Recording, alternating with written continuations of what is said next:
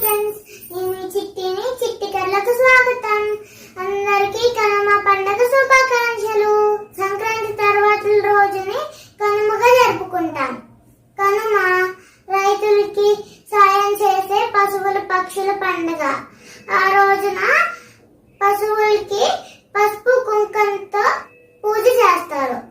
పట్నాల్లో అయితే గోశాలకి వెళ్ళి ఆవులకి మేత దానం చేస్తారు.